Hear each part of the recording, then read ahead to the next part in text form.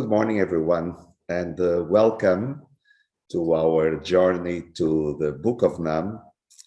In this beautiful Sunday, I'm joined by my friends Hubertus and León. Good morning, Hubertus.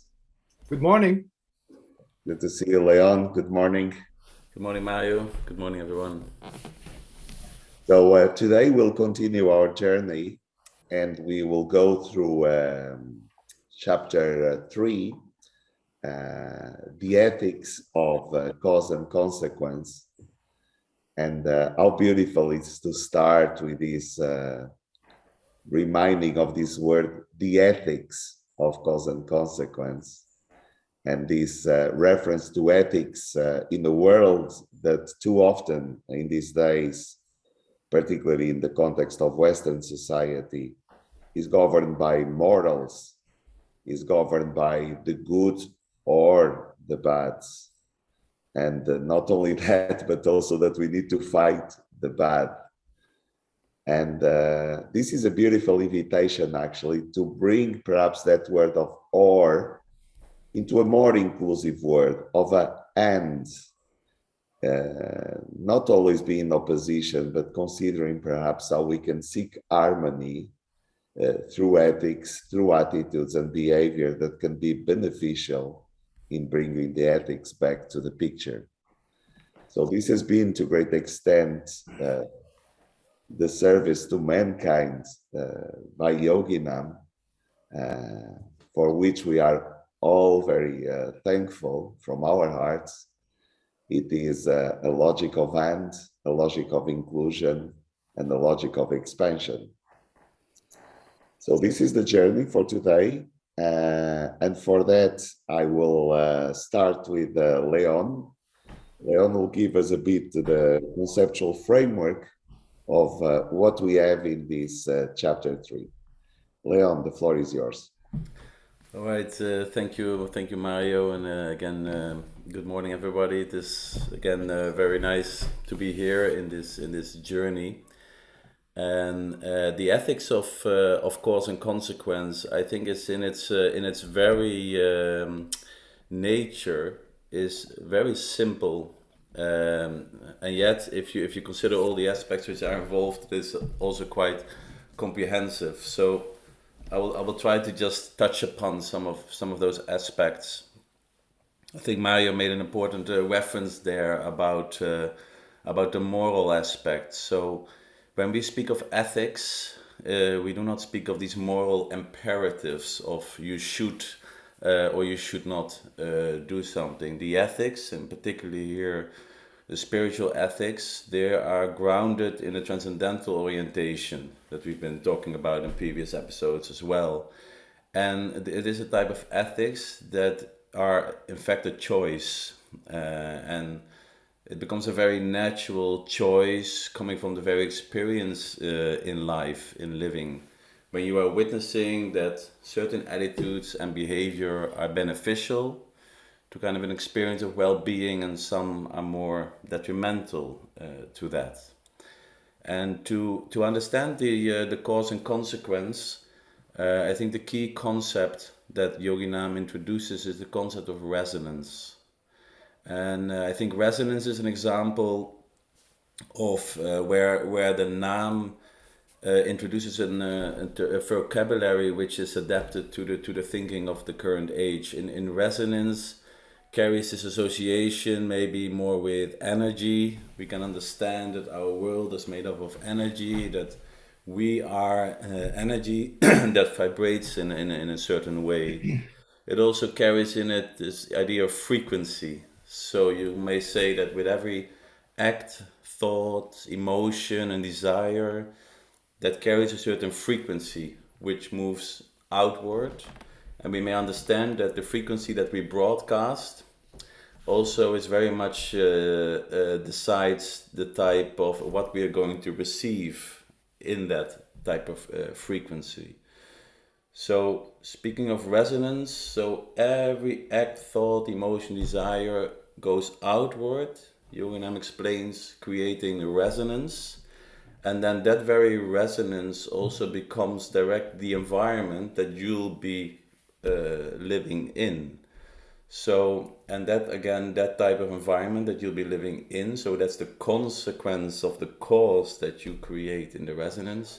That again communicates back to the source, to the cause, and so you are basically in this constant play and interplay, going forward between cause and consequence. And when we speak of resonance, so it means that it is the resonance that counts. It is not the appearances that certain events have in life, and so on. It's also important to understand, to see that it is not an aspect of cause and effect. Cause and effect as maybe more this linear aspect as a cause and an effect. The way Yoginâm describes it in this chapter 3 is consequence is a much wider field. There can be more causes creating a same consequence. There can be one cause creating more consequences. So you have to see this in a little bit this open field. And when you use the perception of resonance, then gradually the regularity of cause and consequence in your life will become very easy to observe. Yoginâm does alert us to the fact that it's not something of superficial reading, because this cause and consequence is connected to the very transcendental nature of human being. I mean, in previous episodes we also spoke about this I world of experience that you are. So your I world experience has a certain resonance, and that is a resonance which is sharing in a resonance which is also far beyond it, which is infinite. So the resonance of I world emerges from an infinite resonance. This also means that it resonates in the amalgamation of I world, resonates in the whole. So an individual resonance affects the collective resonance of a group or society. So it goes outward in a spreading, reflecting back on the source. So this is also literally meaning that one receives what one sows, as you could say it. And so you could then see that when a type of resonance that spread outwards is one that carries in it love, care, respect, so on, will create a very different environment in which you will come to live than something which carries in it division, intolerance, and hate, and so on. So the I world is sharing an infinite resonance, and its resonance is equally infinite. So then there is another quite a key perspective, I think, which is embedded in this type of ethics, which is the view that living is naturally geared to well-being. So living is a natural course towards well-being. Yoginâm always says that living searches for well-being. This is its very nature. He said life does not want to make it difficult for you. So in that perspective, orientation, it means that you have an attitude where you will need to allow living to move towards well-being. So there's a kind of non-interference which you would have to practice in that course. And this is of course easier said than done, as they say. This is what some people may call an art of living. But this is the kind of attunement that Yoginâm speaks of.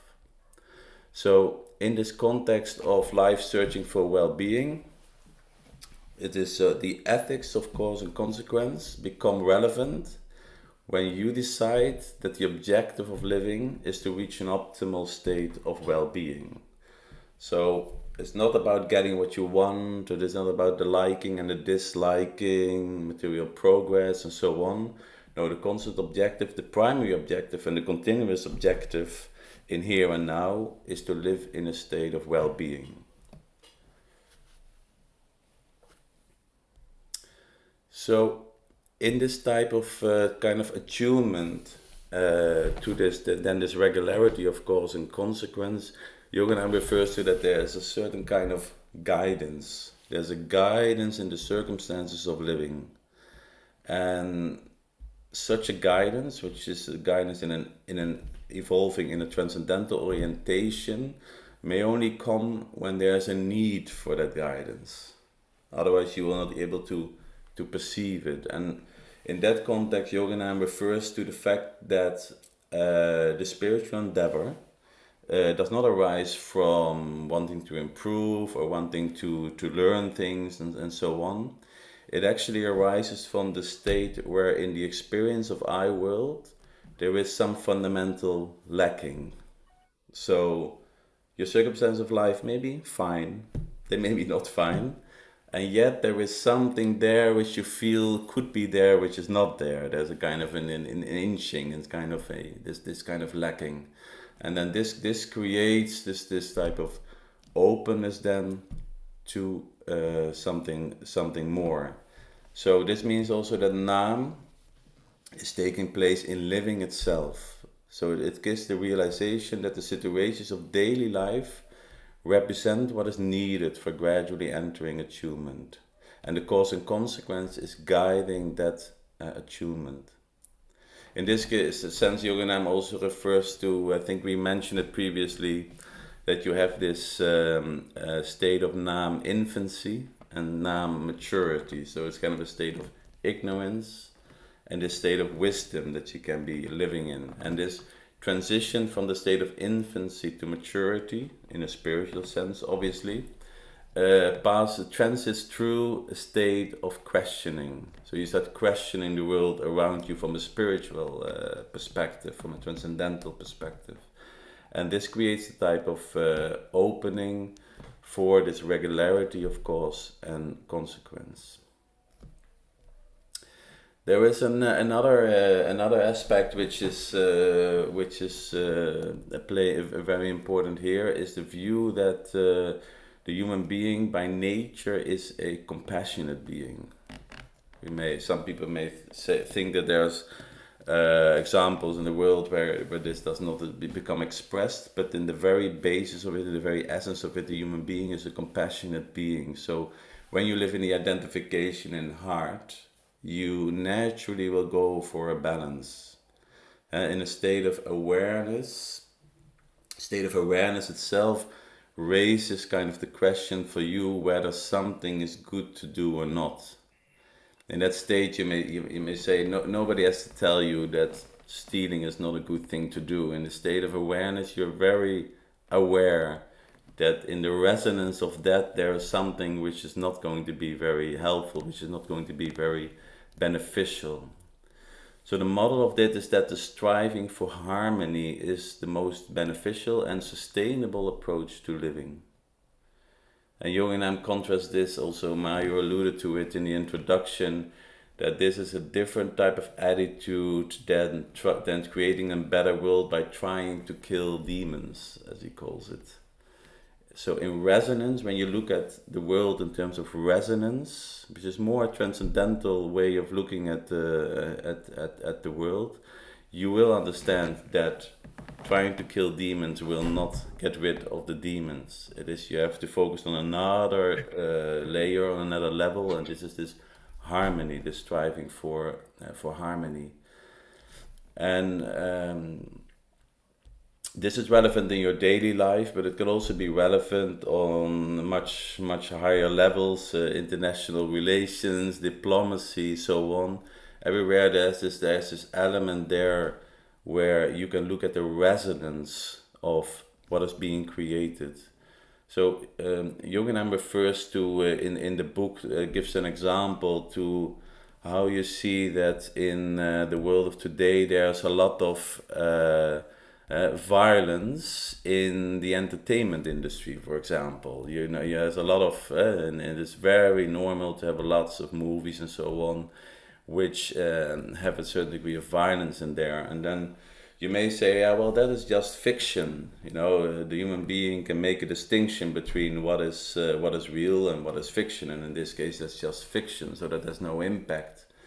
But when you look at it in terms of resonance, you can see that that distinction is actually not there. So by allowing that into your perception all the time, the human being, then there becomes a kind of, that resonance becomes more natural, more normal element.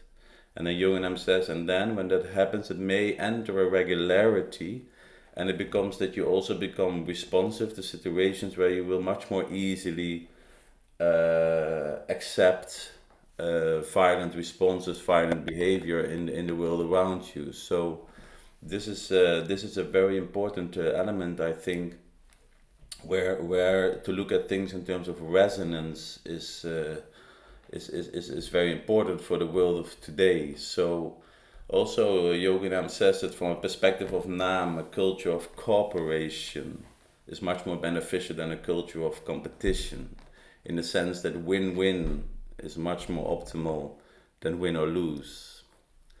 And I think what you see in an example that I also see is that how very easily nowadays in the discourse, the word war is used.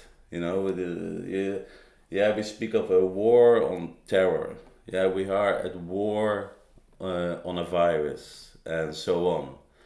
And this is important because you may see that from the perspective of resonance. You may understand that kind of a war on terror is probably not going to move humanity beyond that type of terror. From the perspective of resonance, you can see that. And there you see the distinction between the morality, because you may feel, yeah, well, it's morally justified to say that, and it's morally justified to state that, and that objective, the stated objective, is certainly morally justified, and we would agree with that. But the key is, like, what kind of resonance are you creating, because that is going to create the world that we are going to be living in. And I see that there are more examples, like what you see, say no to racism is something that you see sometimes now. And there also you feel that from the perspective of resonance, there is a certain frequency in that racism, let's say, which has a similar kind of, there's an overlapping frequency, at least in that rejection, which is embedded in this no. There's also hate, for example. There's hate. So, and nowadays there's laws being made against hate crimes, and then you hear some kind of language like, we have to fight against hate. So there is almost a type of aggressive fight against hate. So from the perspective of resonance, although again you can say, yes, the moral justification for that is totally there, we can all accept it, but from the perspective of the resonance, you become more aware of what that is actually creating. So you could eat more, if you say yes to everyone, say yes to all diversity, is already a very different type of resonance. So I think this resonance in the cause and consequence that you create carries very wide, the implications of that. So in the ethics of cause and consequence, what it comes down to is that you are entirely aware that you are the cause and you are the consequence. So if you do not if you think that the consequence that you are, or that is your world, is not optimal, is not good, you have to create a different cause. And this is what Yoginam says, is in the end, that the spiritual endeavor is becoming a different cause.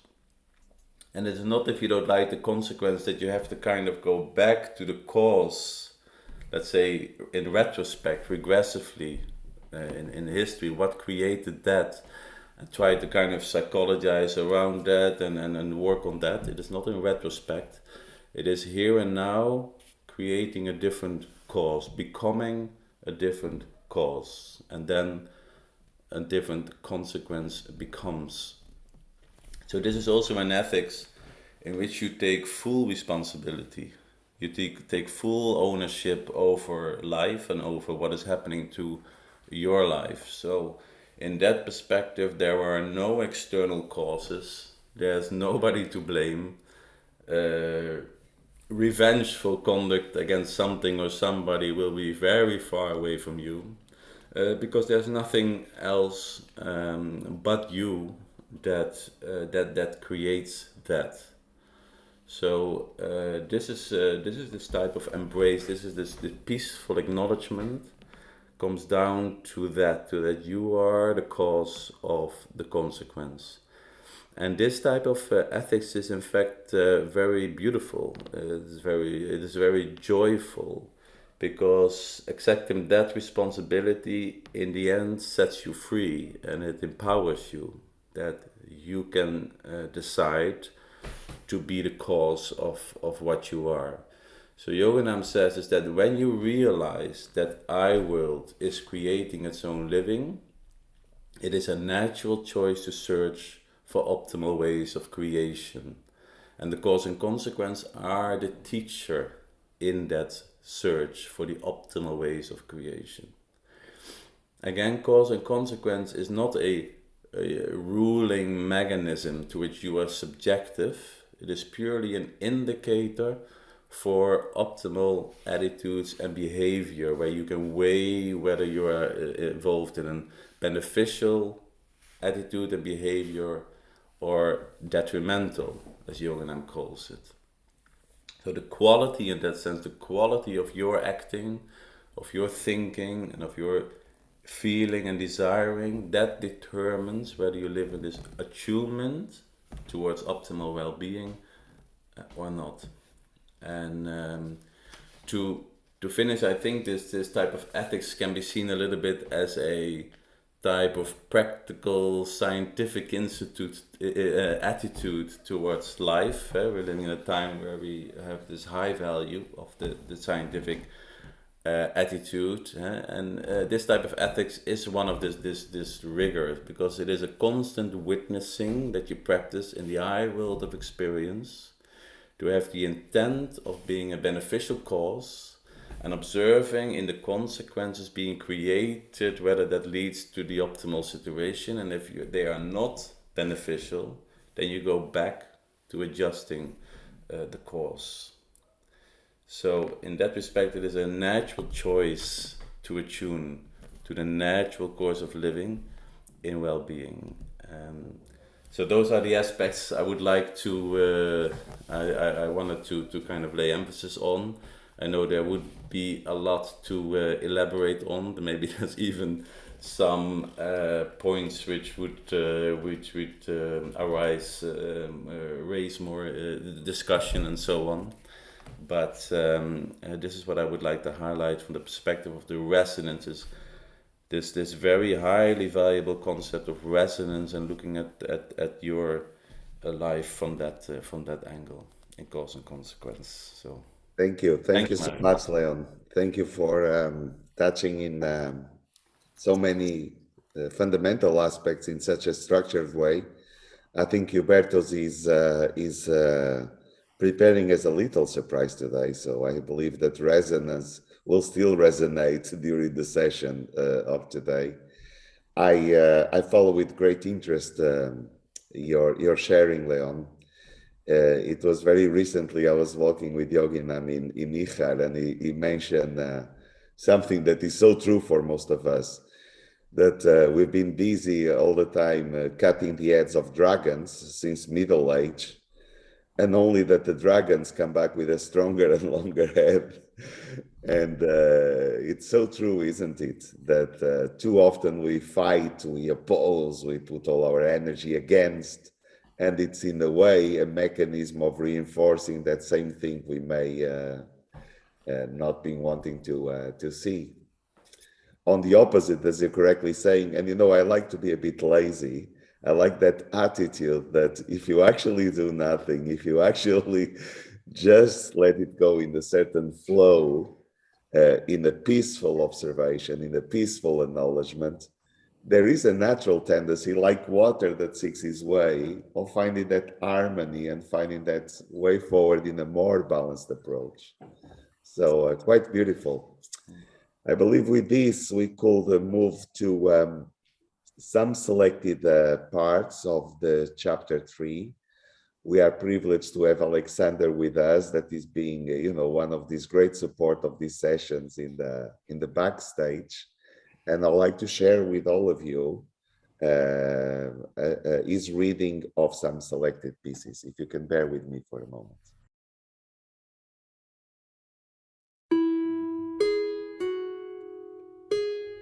Cause and consequence. The beneficial attitudes and behavior with regard to human living is peaceful acknowledgement, which is the fundamental Nâm affirmation that what is what is, and it is good as what is.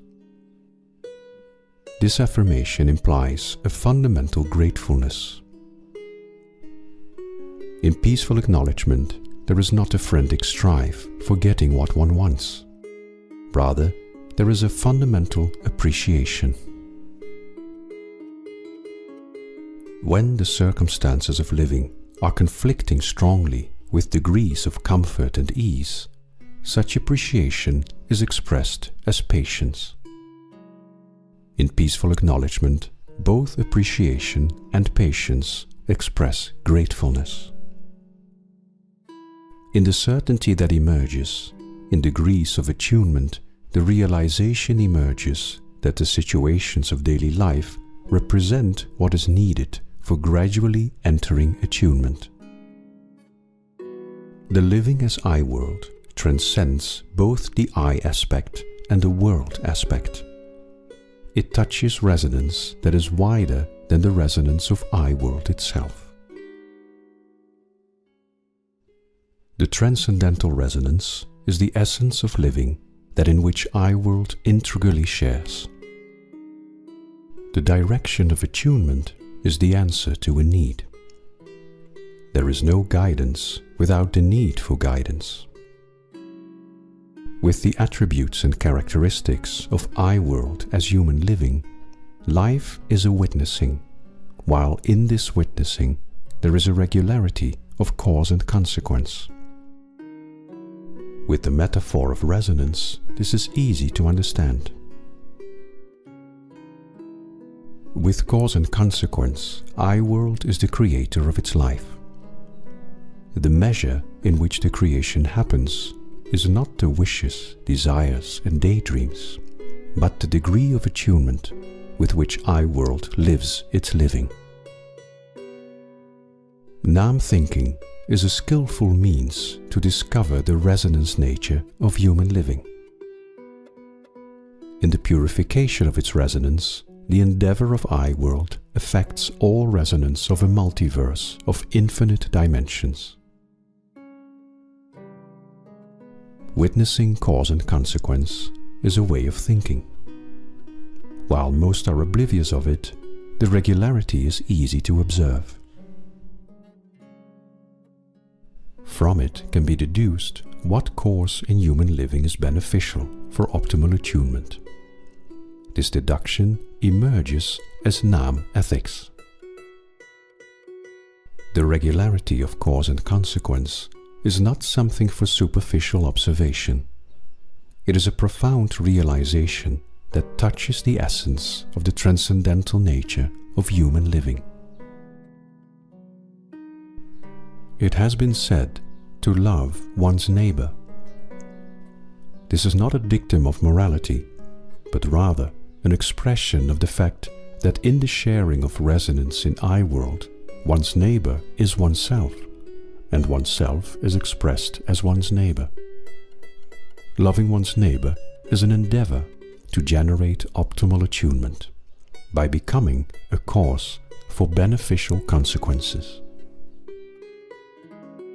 The peaceful acknowledgement of Nâm living implies a recognition and an acceptance that one is the cause of the consequences. A humanity that lives in ignorance is a danger to itself. Causes cannot be forgiven, and consequences cannot be avoided. The only way of managing detrimental consequences is by becoming different causes. Adopting a morality can be helpful for those who live in the confusion of ignorance. In increased wisdom, morality will be replaced by ethics that are attitudes and behavior that one chooses because of the realization of the beneficial and detrimental and the interrelationship in cause and consequence. The motor of living is imagination. Imagination that is rooted in ignorance is a cause for ongoing corrective consequences, that direct away from ignorance. In a Nam affirmation and consequent attunement, imagination is not guided for correction, but instead guided for creation.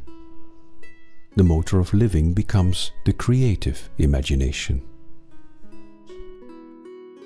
When it is realized that I-world is creating its living, it is a natural choice to search for optimal ways of creation for I-world, both as individual and collective living.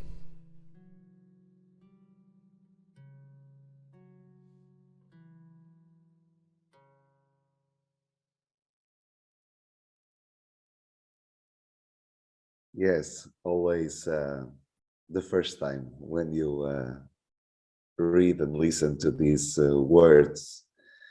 And one reflection I had as I was going through the text and listening the words by Alexander is how practical this all is. Attitudes, behavior, the ethics of those attitudes and behavior. And this is why we have also Hubertus with us, that perhaps can also translate this in the way we are experiencing this on a day-to-day basis. So, Hubertus, you'll have the floor. Well, thank you, Mario, and hello to everybody. Okay, so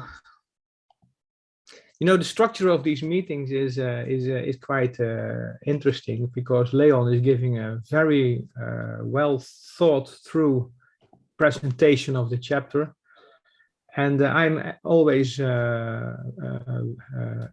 amazed how completely this presentation is. And my task is to do actually exactly the opposite, is to make it as simple as possible. So I'm going to try to do that. And but the danger of making it simple is that it becomes simplified. So please forgive me if I'm simplifying the richness of the topic of today, because you cannot underestimate the wideness of resonance as a metaphor for ethically managing life. So an experience I had recently was, I'm a teacher, and now you have this time that students they go to their exams, and it's interesting to observe how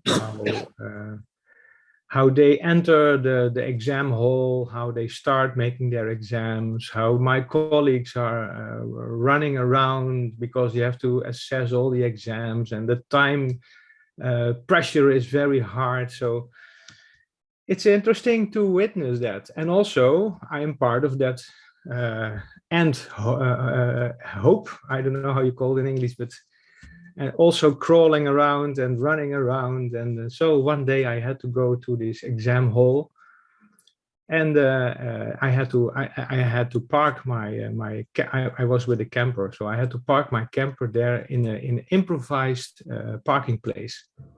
And it was full of cars of people who were surveilling these exams, and I didn't want to mess up the accessibility of the parking place, so I parked the camper at the side of the road.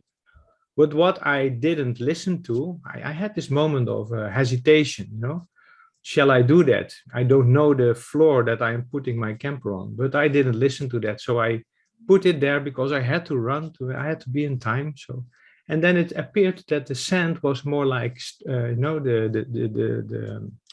sand you have on the beach. So immediately the camper went down, and I tried to get out, and it dug itself in, and then I only had 10 minutes. I had to go to the exam hall. I had to assess it. So I said, okay, it is now like this. I'll fix it later. So I went to the hall. I saw a colleague. I asked him, maybe you can help me later on. And then I had to access the exam for 3.5 hours. So imagine that the possibilities of experiencing that surveillance were numerous. I could be there and neglect it. I could sit there and become completely stressed. And if you're stressed, you're sitting in the exam hall, and all these students are concentrating. They have to experience the vibe of a stressed teacher there. So I didn't think it was beneficial. So I, let's say, contemplated on the chapter that we are talking about today while I was sitting there. So life puts you in situations that illuminate the things that you're interested in. So I'm interested in digesting this chapter. So I was put in a beautiful position of experimenting with cause and consequence. To keep a very nice and long story very short is that afterwards we tried to get the camper out. We dug it even deeper in because we didn't know how to do it. It took us about 1 hour and a half. And then I concluded, I don't know what to do anymore. And that was actually the best thing that happened that afternoon. I don't know what to do anymore. How nice it would be if someone would come and help us out. And I really didn't know what to do anymore. And I also, because I read the chapter, I tried to maintain an appreciative attitude, you know, to be patient and even try to be grateful for the situation because it might show me something. And then immediately a guy came along with a trike. And he said, I saw you muddling around there with the camper, and I called my father. He also has one, and he's coming with the Jeep, and he's going to pull you out. So it was like a miracle falling from the sky, you know. And he took me out, and that was nice. And we had a beautiful conversation, and all kinds of things happened afterwards. But I recall the moment that I had a choice. I had a choice how to deal with the situation, to respond to the difficulties, or to create the possibility of letting it solve itself. So, and it happened. And that's not a proof for anything, but it is illustrating that these are the concrete situations that you can, let's say, experiment with when you try to understand something about this chapter. I heard many times, I hear people say in difficult situations like I had, it is what it is. And so we have to accept it. But if you say it is what it is, you start immediately dissecting yourself from the situation. This it is something else. And it is what it is. So I think the first thing I tried to do is to recall what was said in the book, and what is what is, and it is good as what is.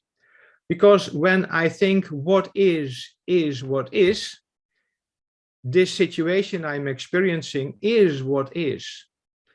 It's an expression of a totality that I am part of, that I'm also an expression of. So I let's say this or thinking, you prevent from saying it is what it is, but this is what is. And that starts an attitude of, let's say, peaceful acknowledging what is. And that's interesting because we are living in a living relationship with life itself. And we are not separated from that life. And so if something difficult starts happening and I am not embracing it as an expression of the totality that also is my essence, and I start worrying, I create a kind of resonance. When I become angry, I start a kind of resonance.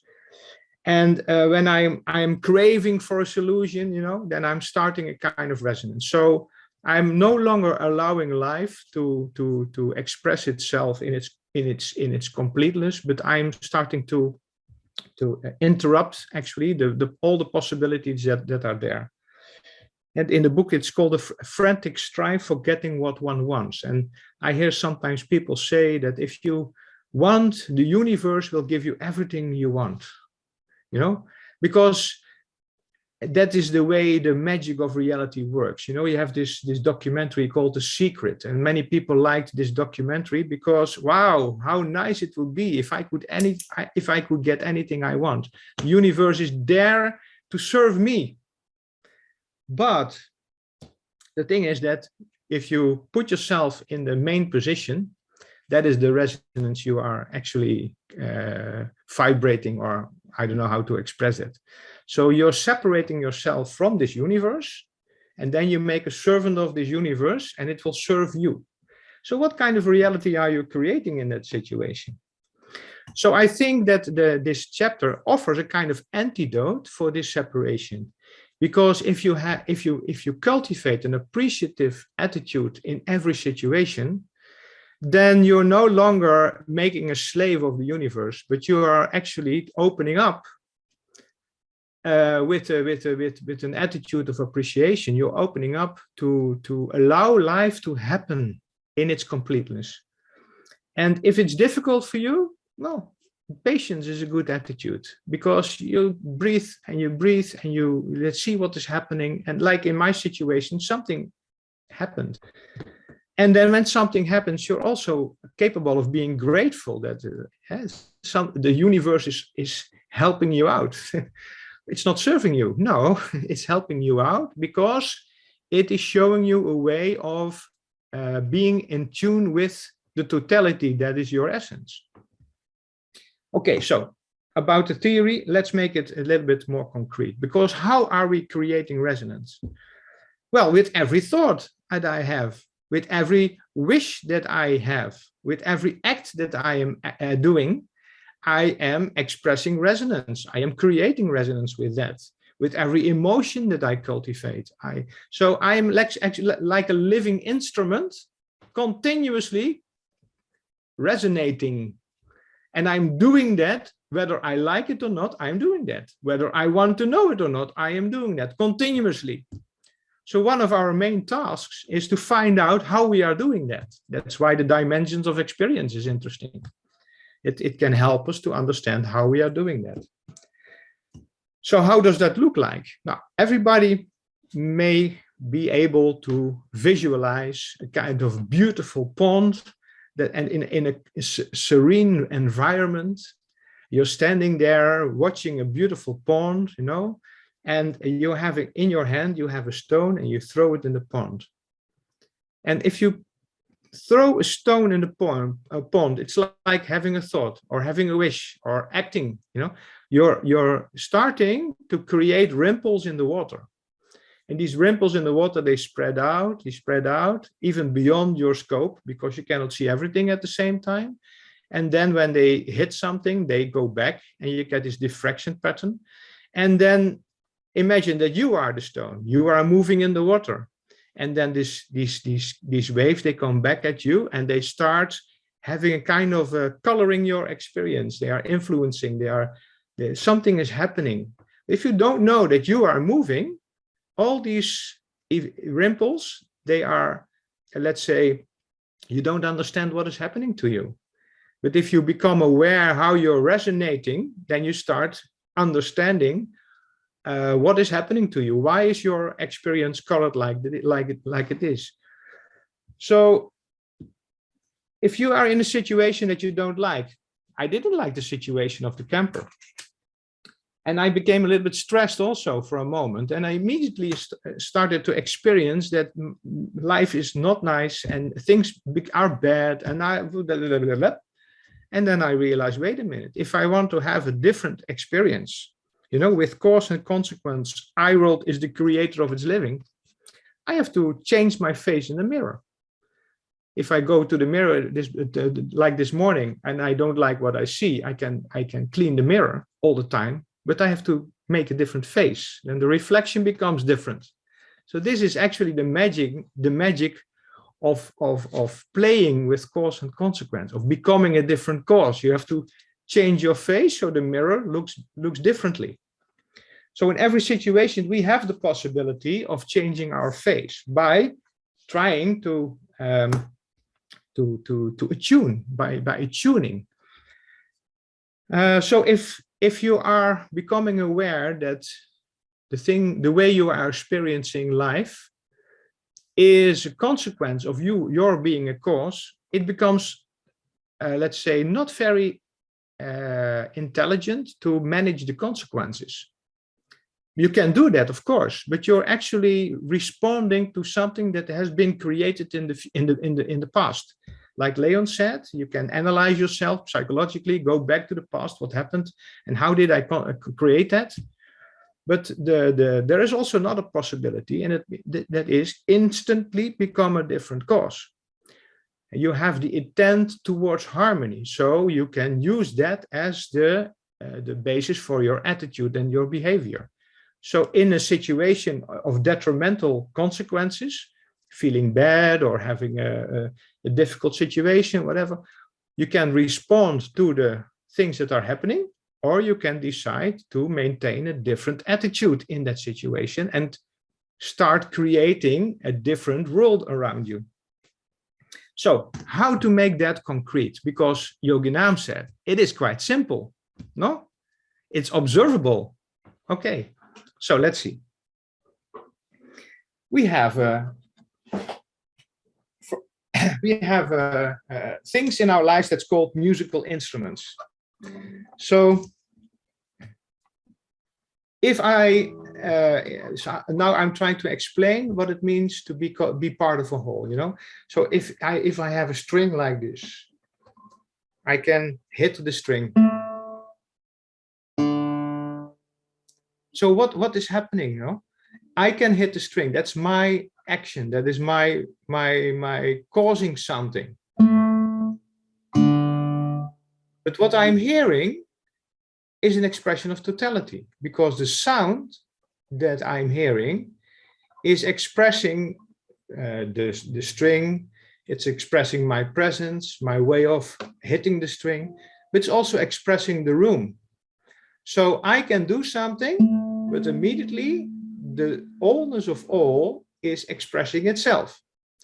So this is the magic of our world, our I world, the world of experience that we are witnessing, is that what we are witnessing is an expression of totality, but still we are playing an active part in that.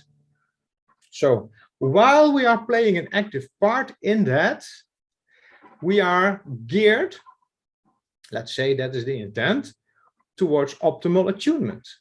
So in situations when you are open to observe, and you do something that is actually detrimental towards attunement, then you start hearing things like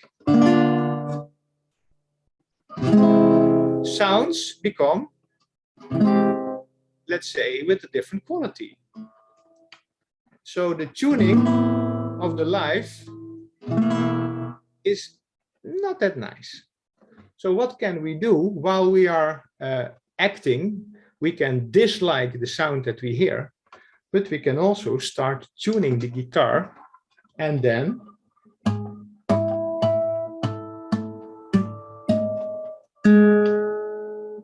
while we are thinking, acting, we can try to see if we can reach attunement. So I imagine, Alexander, you are much better at doing things like this, but what I want to show you is that if you hear something like this, you witness difficulties in your life, it's not really nice, you can start finding ways of optimizing the quality of your experience by attuning. So I'm not going to bother you with my, let's say, unprofessional ways of attuning the guitar, but I hope that you can see that resonance is a quite nice metaphor of making it quite simple, that the way you hit the string and the way you tune the string will affect the quality of the sound that you are experiencing. And it's the same thing as changing the face in the mirror. So becoming a different cause. And then peaceful acknowledgement, this appreciative attitude is helping you to find that. But no, this life is helping you to find this attunement. So because if you hear the dissonant, you can say it's not nice, but you can also thank life for showing you that you are not attuned. It's the corrective gift of life, when things turn out not the way you like it, is the corrective support of life is helping you to become aware that you can change your attitude towards optimal attunement. Wow. So, if you are in a situation that something happens to you, like a stone falling on your foot, the old skeptics say, okay, that will hurt. That's part of life, no problem. But if you make an attitude towards that situation and you say, this should not have happened, you are increasing your suffering. And you are doing that. It's not necessary to do so. So the Stoics, they say, if you are in a situation, ask yourself, do you have a problem in life? And if the answer is no, you don't need to worry. But if the answer is yes, then you have to ask yourself, can you do something about it? And if the answer is no, still you don't have to worry. But if the answer is yes, you can do something about it. That's what the Book of Nâm is giving us, is tools to do something about it. And then you also don't have to worry. So the resonance of worrying is not necessary, and it's more detrimental for the quality of your experience than the things that you're worrying about. And I think that my last part, because I think the time is finished.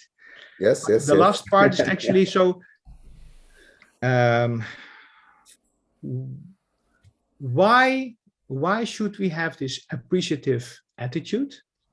Because we realize life is trying to live, so it will help us to live optimally. That's the natural way of living, like you said, like the water that's always flowing the most beneficial course in that sense. But let's say that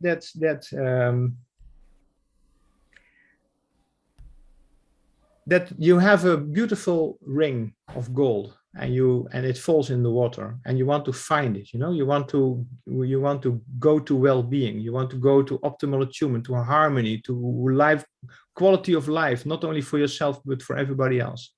And then, like this ring, it falls into the water, you lose it, and then you start finding happiness like a madman. So you jump in the water and you start grabbing for this golden ring, and then the mud comes up, your state is changing. You're not able to listen anymore, to see anything anymore. So I think the beauty of this attitude of appreciation, of patience and gratefulness is helping us to become open and calm enough to see and hear the guidance that life is giving us, and calmly find the golden ring in the mud again.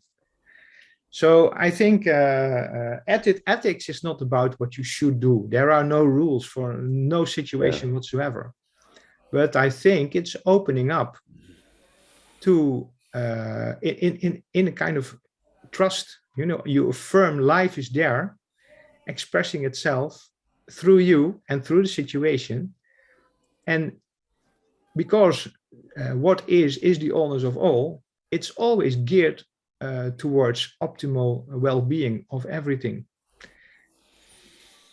Thank you, Hubertus. Thank you so much. I think it was worthwhile being patient with you, shooting a bit over time, because in this attitude, we get so beautiful and so amazing insights. Thank you so much. It really resonates on me, the way you express things in such a direct way. The bringing of the Stoics quotation was very nice as well. I actually read the same quotation from Dalai Lama. It was very similar. If you have a problem and you can solve it, you don't need to worry about it. And if you cannot solve it, you also don't need to worry about it because you cannot solve it. So what's the point in worrying? You presented all very beautifully, and also that element, that perhaps that potential trap, that because you find somehow enforced with the responsibility of your life, and it is like that. But to what extent that can be confused with a certain control, that you want to control the outcome, and that's perhaps a trap that sometimes we can, all of us, fall in our daily life. I don't know, perhaps to finish, because I think we are approaching our sacred hour. I'll just invite maybe León and yourself, Hubertus, if you want to elaborate a bit about that and towards the conclusion of this session. León? Thank you, Mario, and thank you, Hubertus, for that very insightful storyline. I have not much to add there. The only association that I had with what was Huub was saying is that in this orientation to well-being and this realization that life naturally moves to well-being, I think it's important also to accept that you do not necessarily know what you need to get to that state of well-being. Yes. So there is a certain trust there that life is providing you with the circumstances that is helping you in that regard, or helping you is not so much. It's just the dynamic itself which is pulling you there. So in that sense, that's the accepting in the daily life circumstances that situation in which you are is exactly what you need. And that doesn't mean that you just will sit still and just accept it for what it is. You can strive to improvement in your life. You can strive to improve situations in your life. But it is definitely an acceptance that situation which you're in is probably the perfect setting that you need to open to this well-being. So that's the only association that I just wanted to share. Thank you, León. It's such an important one, yes, that sort of modesty and trust that life often brings the attunement for Huberto's guitar that is needed to find the ways of the water, and lets us be the water in that context as well. Huub, you like to have some concluding remarks before we close our session today? I think Leon finished it up beautifully. It was exactly what happened that when I was in this situation with the camper. I opened up to the idea: is this maybe this situation is exactly what is needed? And this changed the definition of the situation completely and made it into a very different experience. This opening up to the possibility that this situation is exactly what is needed is a very different way of approaching it. Yes. So I also accepted that today I needed to have this deep voice, even if I felt like waking up a bit shaky, but it's exactly what you needed to have the conclusion words of our session today. Guys, you were wonderful. Thank you so much. I noticed that a friend from us was raising his hand. I think it was Stefan. Maybe I could invite Stefan and any of you, because it's also very important for us to get your feedback, to write any questions or share any insights in the context of the Telegram chat we have. We have a dedicated Telegram chat, and the objective is precisely to do that there, that we can share, we can ask questions, we can, all of us participate in this adventure. Don't be shy. I know it's a little bit difficult when you go to a big chat like that, but that's the purpose for it.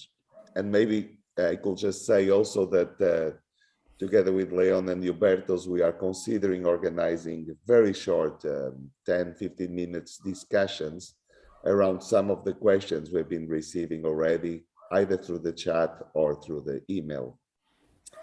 So with this, I thank you, everyone, for your patience to be with us here today, for listening to us, to contribute to this resonance we are all feeling now. We'll be meeting in the first Sunday of July. Wow, we're already in July. Yeah, amazing. So I hope that I can see you there. And thank you once again. And bear with us for a beautiful outro that we have for contribution by Alexander. Thank you. See you next time. Thank you. See you next time.